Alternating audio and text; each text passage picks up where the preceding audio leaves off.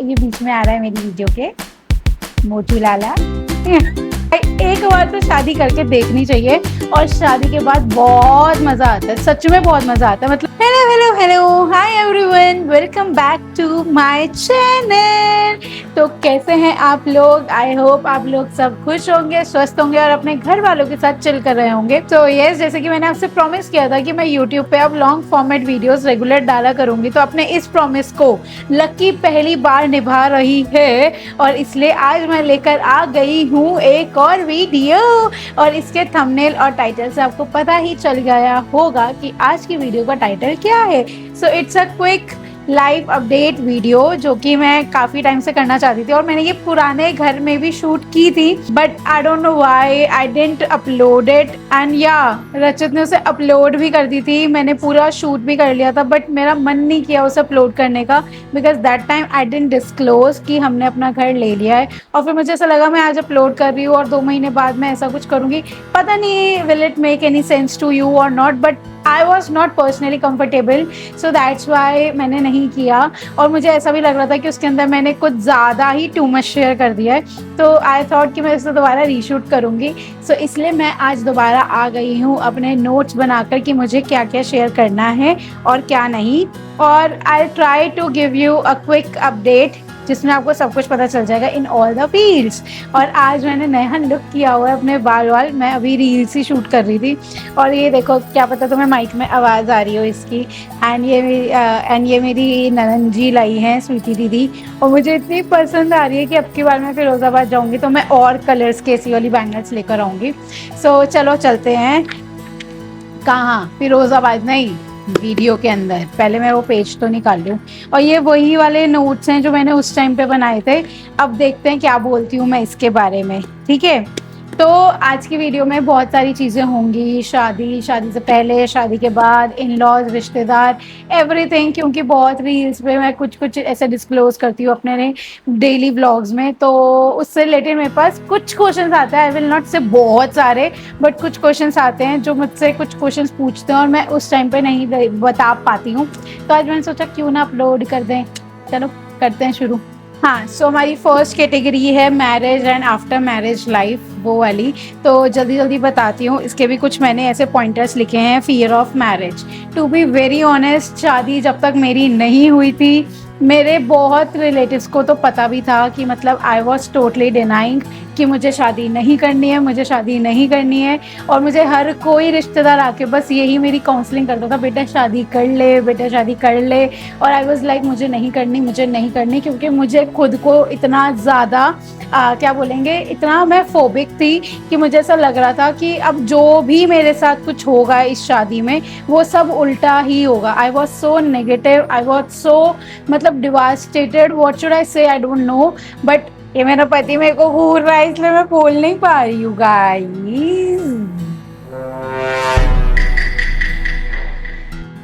Depression. लेकिन to be very honest, जब तक मेरी शादी नहीं हुई थी I was so phobic, I was so afraid कि मतलब मेरी शादी होगी तो मुझे या तो ऐसा लगता था मैं 6 महीने में ही घर पे आके बैठ जाऊंगी लड़ के, क्योंकि मुझे कोई टॉलरेट नहीं कर पाएगा। और या फिर मेरी शादी होगी तो मैं बिल्कुल भी खुश नहीं रह पाऊंगी, मैं उसमें घुट घुट के जीऊँगी और बहुत ही हाउस वाइफ। और अगर मैं वर्किंग वाइफ भी बन गई तो मेरी हर इच्छा पूरी नहीं होगी, मुझे हर किसी से पूछ के जाना पड़ेगा। बहुत चीज़ें मेरे दिमाग में चलती थी और पर्सनली मैं उस टाइप की लड़की थी शुरू से ही। मतलब मेरे पेरेंट्स ने जो मेरी पेरेंटिंग की है वो इस तरीके से कि पापा ने भी कभी हमें ऐसा रियलाइज़ नहीं होने दिया कि हम लड़की हैं तो हम ये नहीं कर सकते और वो लड़का है तो वो ये कर सकता है। मेरे मम्मी पापा ने हम तीनों भाई बहनों को इतना इक्वली किया था कि मुझे ऐसा लगता था कि कोई मुझे मना क्यों कर रहा है, और अगर वो मेरे को कोई काम करने को मना कर रहा है तो मुझे वो काम डेफिनेटली करना है। तो मेरे साथ ऐसा होता था कि मैं खिसक जाती थी, मैं संकी थी। बट वो बोलते हैं ना कि जो भगवान ने लिखा होता है ना उससे कम ना उससे ज़्यादा किसी को मिलता है, और जो भगवान ने लिखा होता है वो आपके लिए बेस्ट होता है। मेरे को वो आपने वो फ़ोटो देखी होगी बहुत जगह, अगर मुझे मिलेगी तो मैं 110% उसे यहाँ पे अटैच करूँगी, जिसमें होता है कि आप एक छोटा सा टेडी बियर मांग रहे होते हो और महादेव या भगवान जी पीठ के पीछे एक बहुत बड़ा टेडी बियर लेकर खड़े होते हैं, और लेकिन आपको वो छोटा ही टेडी बियर दिख रहा होता है। तो इन माय केस मेरे जो एम्स थे, मेरी जो चीज़ें मांगने की चीज़ें थी भगवान जी से, वो उसके आगे बिल्कुल ही टुच्ची से टुच्ची चीज़ें थी। और जो भगवान जी ने मेरे लिए बचा रखा था, जो उन्होंने अभी तक छुपा रखा था, जो उस टाइम पे मुझे नहीं दिख रहा था, वो उस ऐसा हो गया था कि मेरे को ऐसा लगता था कि वो टुच्ची चीज़ें जो मैं छोटी मोटी चीज़ें ढूंढ मांग रही हूँ वही मेरे लिए बहुत वर्ल्ड है। बट वही बोलते हैं भगवान के दर पे अंधेर है नहीं। मतलब वो अलग ही लेवल का बंदा था, सोशल मीडिया इन्फ्लुएंसरिंग उसने सिखाया है बंदों को। बट वो बोलते हैं ना कि भगवान के दर पर देर है बट अंधेर नहीं है। तो जैसे ही मेरे को रचित से मेरी बातें शुरू हुई, हम लोगों ने काफ़ी महीनों तक बातें करी, हम लोग मिले, हमारे आइडियाज़, हमारे कंसेप्ट्स, हमारी आइडियोलॉजीज़, हमारी फ़िलॉसफीज़ और हमारे ओपिनियंस जब आपस में हमने डिस्कस करे तो बहुत हद तक हम दोनों की सेम नीड्स थी एक दूसरे से, जो हम दोनों खुशी खुशी रेडी थे। और वो बोलते हैं ना कि जो चीज़ मतलब एक होता है आप प्रेशर में जाके अगर आप किसी से को रिश्ता देखने जा रहे हो या किसी को देखने जा रहे हो तो आपके ऊपर ये प्रेशर है कि आपको इसे अपने एज अ हस्बैंड देखना है या एज अ वाइफ देखना है। बट मेरा और रचित का केस अलग था, we were totally into friendship only. हमारे ऊपर कोई भी फाउंडेशन नहीं थी कि हमें एक दूसरे से शादी करनी है। मुझे याद है एक टाइम पीरियड ऐसा भी था जब मैं और रचित एक दूसरे के लिए लड़का और लड़की ढूंढते थे, कि मैं रचित को बोलती थी मैं तेरे लिए एक बढ़िया सी लड़की ढूंढ के लाऊंगी, और रचित बोलता था मैं तेरे लिए एक बढ़िया सा लड़का ढूंढ के लाऊंगा। तो वो होता है ना जब आप नेचुरली वो आता है आपके अंदर कि हाँ ही इज़ द वन और शी इज़ द वन, वो आपके लिए ज़्यादा ऑर्गेनिक होता है। तो मेरे ना थोड़े वर्ड्स उल्टे सीधे हो सकते हैं, तुम समझ जाना खुद से। तो वो फियर जब से मतलब टू बी वेरी ऑनेस्ट, जब मेरी और रचित की वरमाला भी हो रही थी ना, हमारी दोनों की वरमाला हो गई और हमें बिठा दिया। मेरे को इतना डर लग रहा था उस टाइम पे, क्योंकि एक दिन पहले ही मैंने अपने सब इन लॉज को फर्स्ट टाइम देखा है। लाइक क्लोज वंस को मैंने देखा हुआ था बट दूर वालों को नहीं देखा हुआ था, और एकदम से जयमाला हो गई और आई वाज लाइक ये तो इरिवर्सिबल चेंज है, ये है वो है ये है। अल्दो मेरे को रचित पे फुल ट्रस्ट था, लेकिन वो शादी के टाइम पे नर्वसनेस होती है, वो चाहे लव मैरिज हो या अरेंज मैरिज हो। तो मुझे याद है मुझे हुई थी, लेकिन touchwood by God grace, Mahadev की कृपा से now I am very much happy. और अब मैं बोलती हूँ भाई एक बार तो शादी करके देखनी चाहिए, और शादी के बाद बहुत मज़ा आता है। जिस दिन आप लोगों ने ये डिसाइड कर लिया कि ये काम इसी का है, अगर आप ये सोचोगे कि ये काम इसी का है और इसी को करना पड़ेगा और ये काम मेरा नहीं है मैं क्यों करूँ, तो उस दिन तो आपके जूत भी बजेंगे, आपका कलेश भी होगा। लेकिन जब आपको ऐसा लगेगा कि भाई वो खाली नहीं बैठा या वो खाली नहीं बैठी, तो अगर मैं भी कर दूंगा तो कुछ हो नहीं जाएगा, तो वहाँ पे आपकी अंडरस्टैंडिंग और आपकी कंपैटिबिलिटी अपने आप आती है। क्योंकि अब मैं एज अ टीचर मुझे सुबह सुबह निकलना होता है और मैं शाम मतलब 3-3:30 बजे तक आती हूँ, और उस कभी कभार ऐसा भी होता है कि रात को आपको 2-3 बजे तक नींद नहीं आती और सुबह आपकी आँख नहीं खुलती और मैं भागे भागे जाती हूँ।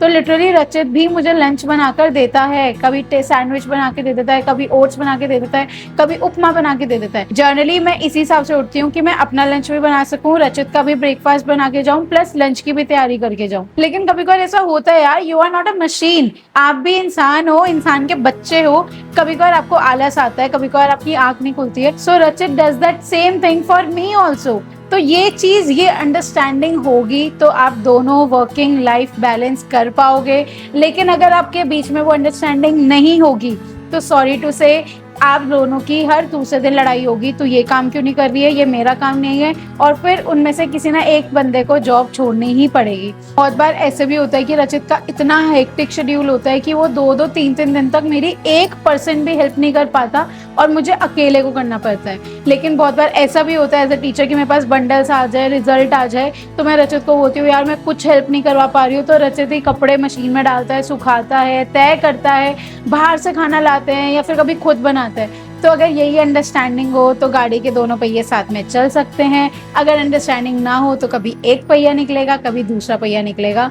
तो वो आपके अंडरस्टैंडिंग, आपकी कंपैटिबिलिटी पे ही डिपेंड करता है। No other person can help you out with this. आप दोनों को आपस में ही समझना होगा, एक दूसरे की नीड्स को रिस्पेक्ट करनी पड़ेगी। And to be very honest, जहाँ पे रिस्पेक्ट होगी ना, चीज़ें अपने आप सॉर्टेड आउट होती रहेगी, ठीक है। उसके बाद है बहू रिस्पॉन्सिबिलिटी। तो टू बी वेरी ऑनेस्ट, शादी के बाद मुझे इसी चीज़ का भी एक बहुत डर था कि मैं अच्छी बहू बनूंगी भी या नहीं बनूंगी। व्हाट इफ कि अगर मेरे ससुराल वाले बोले बहुत ही तेज बहू है या बहुत ही बदतमीज़ बहू है, क्योंकि मैं बहुत ही ज़्यादा आउटस्पोकन हूँ, मैं बहुत ही ज़्यादा स्ट्रेट फॉरवर्ड हूँ। और अगर मेरी आप में से किसी, अगर मैं मतलब मान लो एग्जाम्पल दे रही थी, सॉरी, बट अगर मेरी कोई एक्स बंदे के साथ मेरे को कुछ भी, मेरी उससे ग्रज है या मेरी उससे भिड़ी हुई है, मेरी उससे सनकी हुई है, तो मैं बिल्कुल भी मैनिपुलेट या डिप्लोमेटिक बातें नहीं कर पाती हूँ। मेरी शक्ल पे दिख जाता है कि मैं उससे गंदे वाला सड़ी हुई हूँ। तो मेरे को यही था कि लेकिन ससुराल में तो आपसे जो बड़े होंगे तो वो कुछ चीज़ ऐसे बोल भी सकते हैं जो बाइट भी आपको हर्ट भी कर दे। तो मुझे यही डर लगता था, व्हाट इफ अगर मैं उनको उल्टा जवाब ना दे दूँ, क्योंकि स्ट्रेट फॉरवर्ड हूँ और बहुत सारी चीज़ें चलती ही हैं। But touchwood again, thanks to Mahadev, जिस घर में मैं आई हूँ एज बहू बन के, उन्होंने from the day one they never treated me as a bahu. क्योंकि जो मेरे बड़े पापा हैं, लाइक फादर इन लॉ, तो उन्होंने भी मुझे हमेशा बेटी की तरह पाला है। इवन जो रचित की ताई जी हैं, यहाँ पे भाभियाँ हैं, मेरी दीदियाँ हैं, like I have 4 sister in laws. सब कभी भी मेरे को ऐसा फील ही नहीं होने दिया है कि मैं यहाँ पे बहू हूँ। जबकि वो मुझे बताते रहते हैं कि भाभी ये करना है, आज आपकी ये रस्म है, या फिर आज आपको ऐसे करना है, आज ये तिथि पे आपको ऐसे ऐसे मंदिर में जाना है, या आपको कोई व्रत रखना है। मेरी हेल्प करते हैं, वो मुझे बताते हैं, because I don't have a mother in law. But they never treated me like their कि भाई ये तो बहू है, इसके साथ ऐसे है। या उन्होंने कभी मेरे पहनने ओढ़ने पे कमेंट किया हो, या ये वीडियोस क्यों बनाती है, ये ऐसे कपड़े क्यों पहन के जाती है। भाई मेरे सामने, आई स्वेयर, आज तक मेरे बारे में मेरे सामने तो कुछ भी नहीं आया है। और मुझे इतना पता है कि जिनकी मैं अभी बात कर रही हूँ उनमें से किसी ने बोला भी नहीं होगा, बिकॉज आपको उनकी वाइब से पता चल जाता है कि what they feel about you, whether they respect you in real or they are just showing it to you on your face. तो इसलिए मुझे पता है। और बड़े पापा ने तो भाई मेरे साथ इतने चिल रहते हैं, मेरे साथ स्कूटी पे बैठ के घूमते हैं, मैं उनके सामने टी शर्ट पजामा कुछ भी पहनूं कुछ नहीं है। वो मेरे अंदर खुद मेरे पेरेंट्स ने ही इनबिल्ट किया है कि जैसे आप रहोगे सामने वाला भी वैसा ही रहेगा। अगर मैं उनके सामने ऐसे ही दिखाऊंगी कि मैं सिर्फ बहू हूँ, मुझसे ज़्यादा एक्सपेक्टेशंस मत रखो, तो सामने वाला भी वही दिखाएगा। अगर मैं उनके सामने ये बन के दिखाऊं कि भाई मैं बहू हूँ, आप मुझसे ज़्यादा एक्सपेक्टेशंस नहीं रख सकते हो, तो आप सामने वाले से भी एक्सपेक्टेशंस नहीं रख सकते हो। It just tit for tat. तो मेरी मम्मी मेरे पापा ने हमेशा ये समझाया है कि लक्की अगर तू गलत हुई तो हम तेरे साथ नहीं होंगे, हम सामने वाले के साथ होंगे। और शुरू से ही, मतलब मैंने स्कूल लाइफ में, कॉलेज लाइफ में कोई भी गलती करी है तो my parents were the first one जिन्होंने मुझे अगेंस्ट खड़े होके ये बोला तू गलत है यहाँ पे। They never supported me in anything wrong. And honestly मैंने अपनी मम्मी को देखा है कि वो कैसे सबको बांध के चलती है, कैसे वो हर रिश्ते की क्या बोलेंगे, हर रिश्ते की वैल्यू जानती है। तो शायद से यही चीज़ मेरे को अपनी मम्मी से मिली है। और सिस्टर इन लॉज में नंदों के साथ मैं फ़नी रील्स शेयर कर रही होती हूँ, तो ऐसा कुछ भी नहीं है। और मेरी सिस्टर इन लॉज मुझसे एज में काफ़ी बड़ी है, तो उन्होंने कभी भी मुझे वो वाले ताने वाली सास और ननंद वाली फीलिंग मुझे कभी आने ही नहीं दी है। They are super chill. And अगर ये दीदी और कोई भी मेरे ससुराल से वीडियोस देख रहा है तो कुडोस टू यू, क्योंकि आपकी वजह से मैं ऐसे फील कर पा रही हूँ और अपनी खुशी से अपनी लाइफ जी पा रही हूँ। क्योंकि रचित तो है ही, लेकिन मेरी फैमिली में से भी किसी ने मेरे को कभी भी कुछ नहीं बोला। इनफैक्ट जब भी मैं कहीं जाती हूँ तो मुझे बोलते हैं मैं तुम्हारी ये रील देखी, मैंने तुम्हारी वो वीडियो देखी, ये है वो है। और पापा तो लाइक कर रहे होते हैं, बड़े पापा तो फेसबुक पे, और फिर मेरे को वीडियो देखते हैं मैंने तुम्हारी नई वीडियो देखी। तो it is just like that. But हाँ, मैं पर्सनली अपनी responsibilities on time with due respect पूरी करने की 110% कोशिश करती हूँ और एंड तक करूँगी, सो दैट जो उन्होंने मुझे दिया है मैं भी वो रिवॉर्ड कर सकूँ और उनको ऐसा ना लगे कि सिर्फ एफर्ट्स एक साइड से आ रहे हैं और दूसरी साइड से नहीं आ रहे। सो ये है मेरा आज का ज्ञान। आई नो मैं काफ़ी ज्ञान और समझदार वाली बातें कर रही हूँ, बट मैं सिर्फ अपना एक्सपीरियंस बता रही हूँ कि जब उन्हें भी मेरी ज़रूरत होती है या फिर जब मेरे को अपनी एक रिस्पॉन्सिबिलिटी एक बहू बन के भी दिखाना होता है, तो मैं वो सारी रिस्पॉन्सिबिलिटीज़ पूरी करती हूँ और वो भी बहुत दिल से करती हूँ। सो दैट्स वाई मुझे रिटर्न में वो उनका भी प्यार ही मिलता है। उसके बाद है feeling of staying with him only. ये मैं ऑलरेडी बता चुकी हूँ कि अब मेरी ज़िंदगी उसके अराउंड ही घूमे जा रही है और मुझे ऐसा लगता है कि मुझे जहाँ जाने से उसके साथ जाना है। इवन मैं मम्मी के घर भी जाती हूँ तो मुझे मम्मी के घर जाने की एक्साइटमेंट होती है, लेकिन उसके साथ मुझे उसको छोड़ के जाने का भी गम होता है। तो मेरा मन करता है कि एक अटैची में मैं उसको भी डाल के अपनी मम्मी के घर लेकर जा सकूँ। तो ये तो है। उसके बाद है इन लॉज कैसे हैं, मैंने बता ही दिया है। मेरे इन लॉज सुपर चिल और पूकी टाइप्स हैं and I love my in laws a lot and I respect them and I wish कि सब लड़कियों को, हर लड़की को उनके जैसे ही इन लॉज मिलने चाहिए। ठीक है, फिर नेक्स्ट कैटेगरी है हेल्थ अपडेट, जिसमें फर्स्ट एक्सपेक्ट तो आपको देख के ही लग रहा होगा कि मैंने शादी के बाद, यस, अगर आपने मेरे को शादी से पहले मेरी पुरानी वीडियोस देखी हो तो और अब देखोगे तो मैंने काफ़ी वेट गेन कर लिया है। लाइक 10 to 15 kg तो कहीं नहीं गया, बहुत आराम से मेरा वेट गेन हुआ है, जिसकी वजह से मैं बीच में बहुत ज़्यादा डिप्रेस भी हो गई थी। बट मैंने 1-2 जगह काउंसलिंग करवाई थी अपनी, तब उन्होंने मुझे ये बताया था कि अगर मैं डिप्रेस हो रही हूँ तो मैं स्ट्रेस ईटिंग और ज़्यादा करने लग जाती हूँ, तो मुझे डिप्रेस नहीं होना, क्योंकि शादी के बाद भी हार्मोनल चेंजेस होना it's okay, it is very much normal. तो अगर अभी आप में से कोई भी न्यूली मैरिड ऐसी वीडियो देख रहा है मेरी और उसको भी यही सेम फीलिंग आ रही है, सो आई एम विद यू, और इसमें कोई भी बड़ी बात नहीं है। It just enjoy your every phase of life. ठीक है, वेट गेन हुआ है, मैंने पहले भी वेट कम किया है, अब मैं आगे भी वेट कम कर लूँगी, नॉट अ बिग डील। मेरा पति मुझे ऐसे भी प्यार कर रहा है, वैसे भी करेगा, अगर मैं और मोटी भैंस हो गई और भी करेगा, मुझे कोई फर्क नहीं पड़ता। It's just about my physical health and I really want to work on it. It just कि ठीक है, जो चीज़ हो रही है let it be, but you can fix it, so fix it. Then workout skip, overeating, late night snacking, binge watching, ये सब चीज़ें मैंने इसलिए मेंशन करी है कि मैं ये बताना चाहती हूँ कि जो भी अभी ये शेड्यूल में अपने लेकर चल रहे हैं, प्लीज़ वेकअप, क्योंकि मेरा जो मेजरली वेट गेन हुआ है वो इसी टाइम पे हुआ है when I was not doing any job. One of the major reason of me doing the job is this only कि मैं एक प्रॉपर शेड्यूल फॉलो करूँगी, क्योंकि उस टाइम पे ऐसा होता था रात को 3-4 बजे परांठे मंगवा रहे हैं और रात को 4-4, 5-5 बजे तक बिंज वॉच कर रहे हैं नेटफ्लिक्स वगैरह और फिर सो रहे हैं और सुबह 2-3 बजे उठ रही हूँ। तो वो मेरी स्लीप साइकिल, ईटिंग साइकिल सब इतनी बेकार हो गई थी, सिर्फ खाती थी TV, no workout, no walking, nothing. तो उस वजह से मेरा वर्कआउट कुछ भी नहीं हुआ, मेरी फिजिकल एक्टिविटी कुछ भी नहीं हुई और मेरा वेट गेन होता रहा। एक दिन मुझे यही लगा कि रचित लिटरली अब ये बहुत गलत हो रहा है, अब मेरे को ऐसा लगता है मुझे जॉब स्टार्ट कर देनी चाहिए। वैसे भी तू जब जॉब पे लग जाता है मैं अकेली बोर हो जाती हूँ, तो I should search for a good job. और जैसे ही मेरी जॉब लगी आई स्टार्टेड इट इमीडिएटली कि एटलीस्ट मैं सुबह टाइम से उठूँगी, दिन में टाइम से आऊँगी, थोड़ी देर नैप ले लिया, सब कुछ टाइम से होगा, प्रॉपर शेड्यूल होगा। तो बस यही एक मेरा रीज़न था जॉब स्टार्ट करने का भी।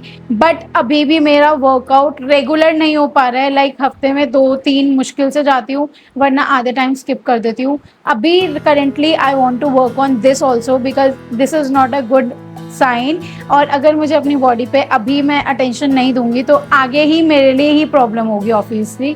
तो इसलिए रचित और मैं दोनों ही अब चाहते हैं कि अब हम लोग भी अपनी बॉडी पे वर्क करें।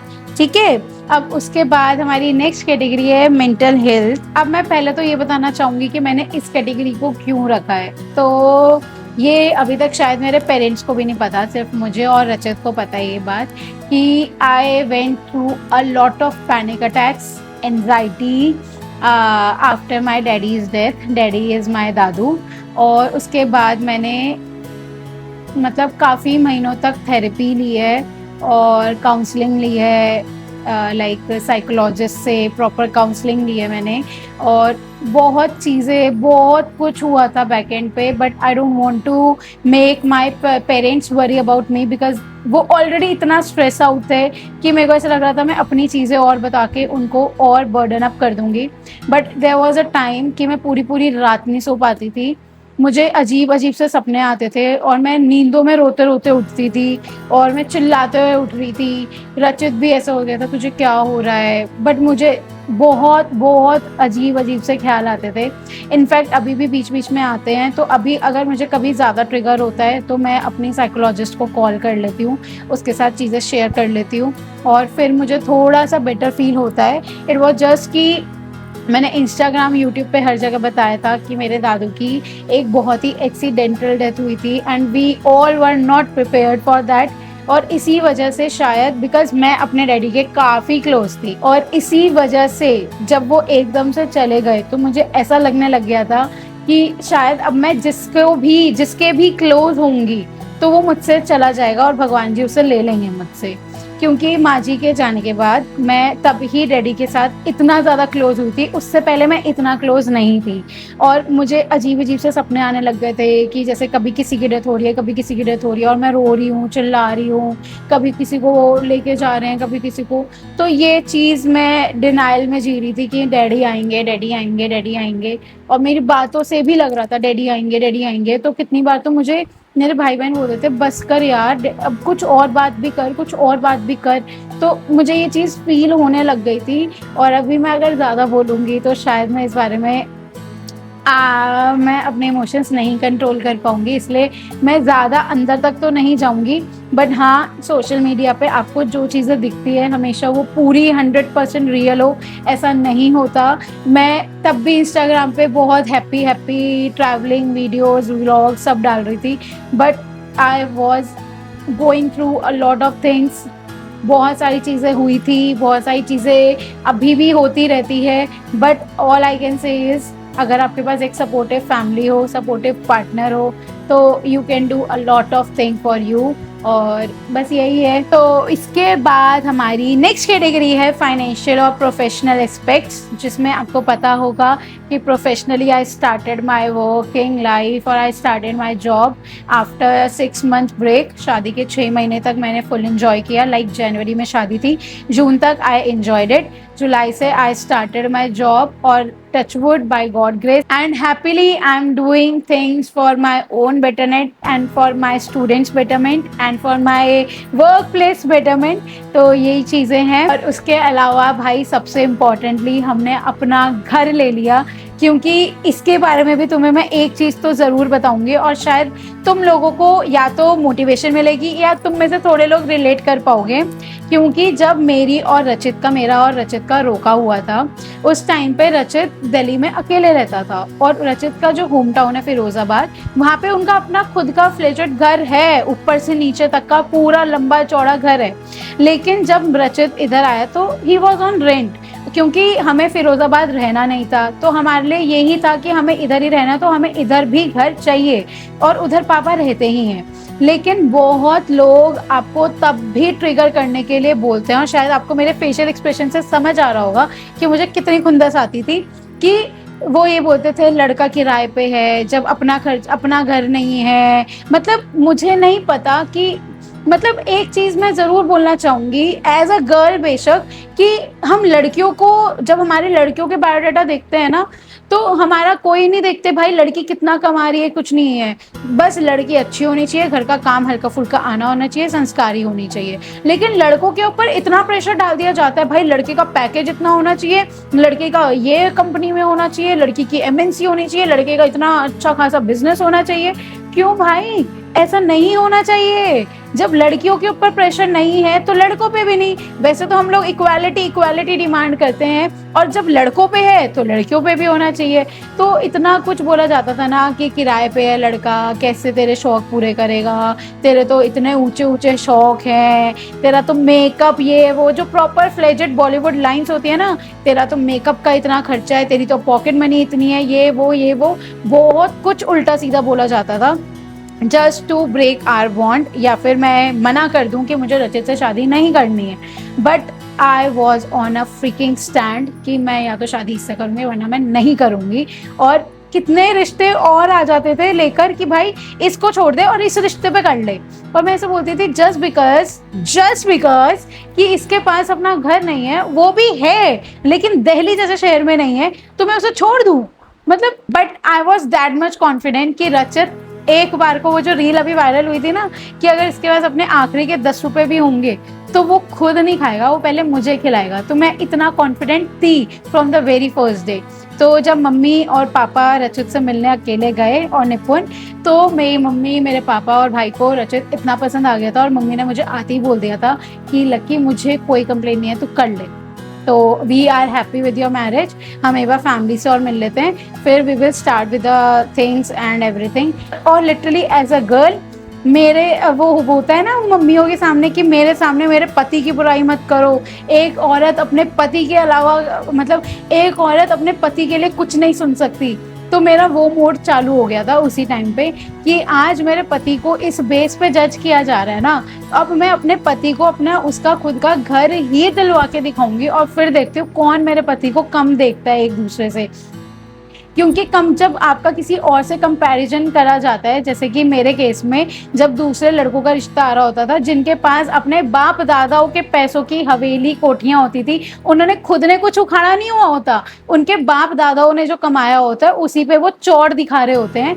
तो भाई आप उनसे उसको कंपेयर नहीं कर सकते हो। रचित ने जो किया है अपने बलबूते पे किया है, जो वो कर रहा है उसने 2-2.5 साल की जॉब पे किया है। तो ये ही स्टैंड आपको अपने पार्टनर के लिए लेना होना चाहिए। मैंने रचित को ये बोला था कि अब मेरा एम यही है कि मैं तुझे तेरा घर दिलवाऊंगी, सो दैट जिन जिन लोगों ने उस टाइम पे ये बोला था ना कि लड़का इसलिए अच्छा नहीं है क्योंकि उसका खुद का घर नहीं है, भाड़ में जाओ, फक ऑफ। तो इसलिए रचित और मैंने फर्स्ट डे ही ये बोला था कि हम लोग शुरू से ही थोड़ा थोड़ा सेव करेंगे और अपना घर जितना जल्दी हो सकेगा उतना जल्दी लेंगे। क्योंकि रचित ने रोके से पहले ही न्यू कार ले ली थी, तो अब भी बस वो बोलते हैं ना रोटी कपड़ा मकान, रोटी कपड़ा गाड़ी, अच्छी गाड़ी सब हो गया था। अब हमारे लिए मेजरली जो चीज़ मिसिंग थी वो थी अपना खुद का घर, अपनी खुद की छत। इसीलिए I am really really grateful to the universe and to all my loved ones. और उसके बाद यही है कि आप लोगों ने देखा होगा मेरे इंस्टाग्राम पे, स्नैपचैट पे, व्हाट्सएप पे कि हमने एनिवर्सरी शिमला में बनाई थी, और फिर हमने घर का मुहूर्त किया था, गृह प्रवेश, सब लोगों को बुलाया था, बहुत नाचे पिया, बहुत नाचे क्या बोल रही हूँ मैं, बहुत नाचा था, खाया था, पिया था, सारे दोस्तों को सबको बुलाया था, और बैंड बाजा सब नाचे फिरे थे। और उसके बाद फिर हम लोग अब यही हैं, and now we are on our last but not the least category which is life goals. I know ये वीडियो थोड़ी सी लंबी हो गई होगी, बट प्लीज़ आप अपने साथ स्नैक्स वगैरह लेके बैठना, क्योंकि अभी मैं एक्चुअल में अपनी रियल फीलिंग्स निकाल रही हूँ और वो दिख रहा होगा तुम लोगों को। तो पहला है एक स्टेबल लाइफस्टाइल। अभी जो मेरा गोल यही है, एक स्टेबल लाइफस्टाइल जिसमें प्रॉपर वर्कआउट हो, प्रॉपर फिजिकल एक्टिविटीज़ हो, प्रॉपर जॉब हो, सब कुछ अच्छा हो। अभी जैसे जॉब वगैरह का सब ठीक है, बट अभी मैं फोकस जो करना चाहती हूँ स्टेबल लाइफस्टाइल में ये कि एक तो कि मैं प्रॉपर वर्कआउट ऑन टाइम करूँ, प्रॉपरली टाइम से जिम जाऊँ, जिसकी मैं मेंबरशिप ऑलरेडी 3 से 4 बार लेकर वेस्ट कर चुकी हूँ। लेकिन अभी रिसेंटली मैंने कल्ट ज्वाइन किया है, तो अब मैं चाहती हूँ कि मैं रोज़ जाऊँ, वो पैसे बर्बाद ना हो मेरे। और अब मैंने 1 साल की मेंबरशिप ली है, तो एटलीस्ट मैं 1 साल रेगुलर जाऊँ बस अपने जिम में। फिर उसके बाद अब रचित और मैं दोबारा अपने उसी जोन में आ रहे हैं, सेवर प्लस इन्वेस्टर, क्योंकि हमारी अभी तक की जितनी भी सेविंग्स थी हम लोगों ने सब अपने घर में लगा दी है।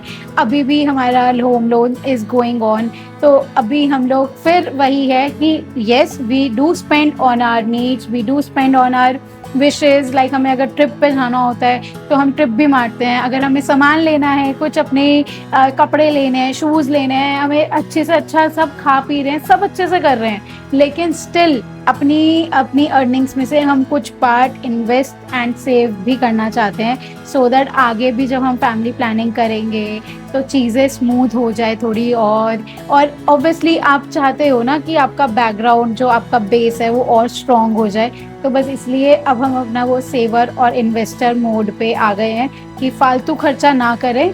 अगर हमें लगता है कि हमें उसकी ज़रूरत है या हमें चाहिए तो ठीक है, लेकिन अगर आपको लगता है कि आप बस ज़बरदस्ती ले रहे हो इन्फ्लुएंस होके, तो हम शायद उसे स्किप करके कभी और ले लेंगे और उसे सेव कर देंगे। फॉर एग्ज़ाम्पल कि जब मैंने अपनी बर्थडे हॉल वीडियो डाली थी तो उसमें मैंने बताया था कि डालबा और फ्लीका का ये जो मैंने प्रोडक्ट्स लिए हैं, मैं काफ़ी टाइम से वो सोच रही थी कि मुझे लेना है, बट मैंने नहीं लिया और फिर जाके मैंने बर्थडे के टाइम पे लिया, just a token of love to myself and self love to myself. तो ऐसे ऐसे करके आप कर सकते हो। और बस ये है कि अब मेरे पास टचवुड नो बुरी नज़र, प्लीज़ आप लोग भी कमेंट सेक्शन में मेरे लिए ईविल आइज डाल के जाना ताकि किसी भी मनहूस की नज़र ना लगे। तो यस, अब मेरे पास अपनी खुद की स्कूटी है, गाड़ी है, घर है, अपने खुद के घर वाले हैं, प्यारे प्यारे लवली से। तो आई एम ग्रेटफुल और मैं आज भी अभी भी दोबारा यही बोलूँगी कि आज जहाँ पे भी मैं हूँ, जो भी मैं कर पा रही हूँ, वो सब और सब महादेव की वजह से है। मतलब मेरे को याद है मैंने 32 सोमवार करे थे तो मुझे मेरे भोले भंडारी मिल गए हैं और उनके साथ ये सब मिला। और बस यही है, और भी अगर कुछ पॉइंटर्स याद आएंगे तो मैं नेक्स्ट वीडियो बना लूँगी। अभी तो यही था एंड आई होप आप लोगों को मेरी वीडियोस पसंद आ रही है। इंस्टाग्राम पे मैं अपनी वीडियोस, शॉर्ट फॉर्म रील्स वगैरह सब डालती रहती हूँ, तो अगर आपने अभी तक मेरे को इंस्टाग्राम पे फॉलो नहीं किया है तो मैं यहाँ पे अटैच कर दूँगी अपना प्रोफाइल, प्लीज़ जाके फॉलो करो यार। और जब गोल्स की बात हो रही थी तो मैं एक गोल मिस कर दिया जो मुझे अभी याद आया कि I really want to grow on YouTube and Instagram now. बस यही है। थैंक यू, मिलते हैं नेक्स्ट वीडियो में। Love you so much and thank you so much for showing so much love and support to me and my content. I am really grateful and I love you all. Bye.